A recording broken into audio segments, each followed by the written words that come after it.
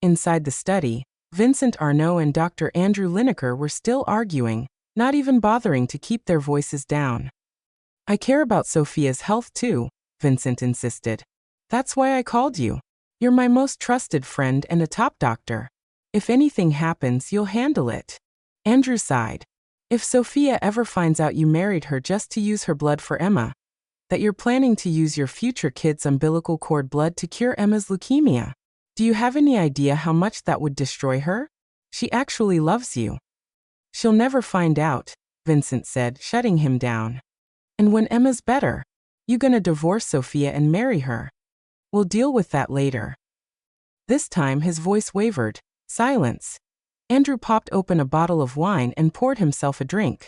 Sophia's fiancé ditched her the second he learned about her rare blood type. Then, by some sick twist of fate, he found your post on the dark web looking for her blood. So he just handed her over, like a transaction. She really can't catch a break, huh? One scumbag after another. Crash, glass shattered. Vincent's furious voice followed. Don't compare me to that bastard. I gave Sophia a dream life, luxury, love, everything. I didn't have to marry her, but I did. I've given her my whole life. Isn't that enough?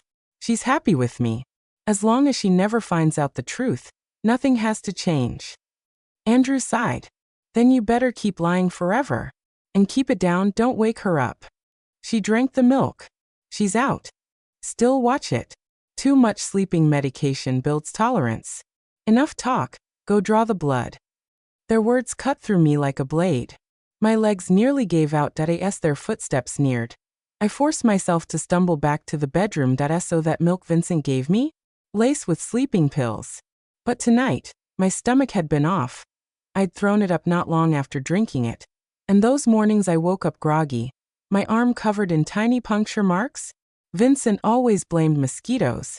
He was so convincing, I actually believed him. But now I knew the truth. Our so-called love story had never been fate, that it was all a lie. A knock at the door. Vincent's voice followed. Sophia, are you asleep?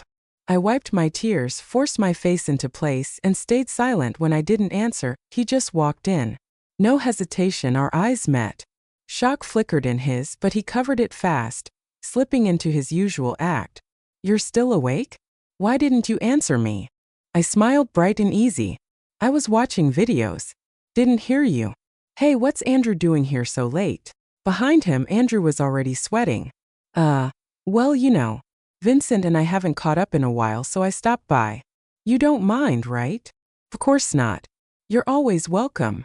I grinned. My clueless act seemed to put Vincent at ease. He stepped closer, wrapping an arm around me. Did you drink the milk? It's good for sleep. Milk laced with sleeping pills. Yeah, real helpful. That I sneered inside but kept up the act. Yeah, but my stomach was off. I threw up. Vincent tensed. Threw up? Are you pregnant? Andrew, check her. Andrew frowned. I'm not a scanner, man. I can't tell just by looking. Sophia, go to the hospital tomorrow for a test. Okay. Thank you for everything. I love you. Vincent pressed a soft kiss to my forehead, all tenderness and warmth. But inside I felt nothing but ice. If I faked a pregnancy, I wouldn't have to give blood tonight, right? Andrew, I'll hang out another time. I want to stay with Sophia, Vincent said, sending him away before crawling into bed beside me.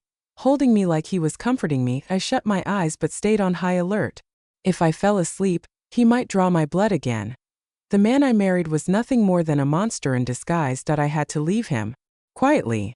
Completely.